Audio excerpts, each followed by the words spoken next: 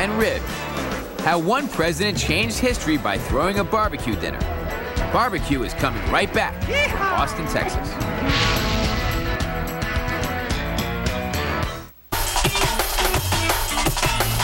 Welcome back. He's the most powerful man in America. So if the president wants barbecue, he can get it anywhere, anytime.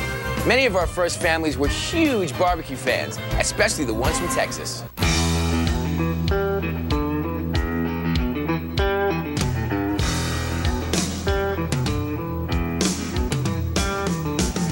Beef sizzling over an open pit.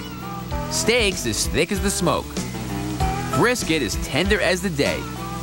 This is Texas barbecue, Cooper's style. And there's nothing like it. What are y'all gonna do, brisket? Brisket. Yeah, do us all some brisket. Yeah. Get me some ribeye, sirloin rare. Yeah, those two ribs right there. Cooper's is so famous. They sell meat by the ton. In a town of just 3,200, they serve up to 1,200 people a day, even presidents. One of our most famous customers right now is President Bush. Republicans, Democrats, it doesn't matter. These days, it's George W. But the tradition dates back to that other Texas president, Lyndon Baines Johnson.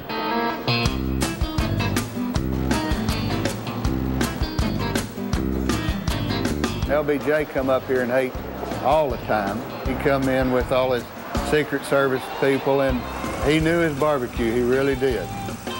He loved to eat, I promise you. The combination of pits and politics goes way back in Texas.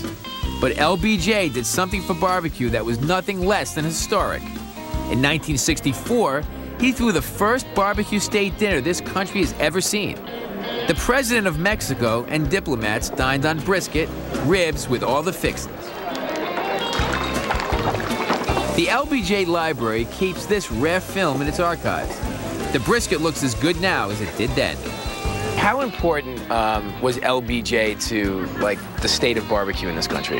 Well, LBJ elevated barbecue to statecraft, to diplomacy. He always said he could get more done with a foreign head of state out at the ranch eating brisket than he could anywhere in Washington, D.C. LBJ would give them a rib and they'd be chewing, and then he'd get a hold of them and start chewing on their ear.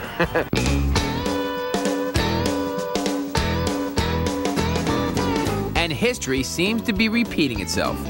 George W. Bush walked into Cooper's the first time as the governor. When he come in here, the first thing he said, I've got to bring my dad, because he's a connoisseur of barbecue.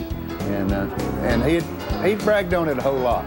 And just like everyone else, he walked up to the Cooper's great smoke-filled pit and picked out his meal. I'll have the brisket with the barbecue sauce. No matter if you're a president or a painter, they've been doing it the same way since the 1960s. You pick your meat off your pit, and then it's weighed. You eat your meal on butcher paper. We don't have plates. Wooten says the secret to the flavor that pleases presidential palates is in the mesquite-filled pits. The flames are intense as the wood is first burned down to coals in a huge metal oven. Then they're scooped up and transferred to the pits and spread evenly across the bottom. That's where the magic happens. Some swear it's heaven sent. Great slabs of prime rib, sirloin, and brisket sizzle. By God, if it's good enough for the president, it's good enough for me. But it's a past president that gets credit for keeping the barbecue flame alive.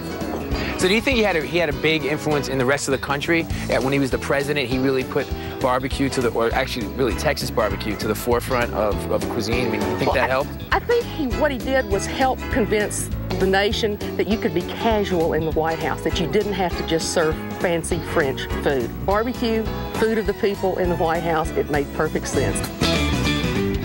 Barbecue diplomacy. I love it. I'm Bobby Flay, and so long from Texas as my search for America's secret recipe rolls on. For more barbecue information, go to our website at foodnetwork.com. They've been doing it for about 40 years, and if they don't know how to cook it by now, they never will.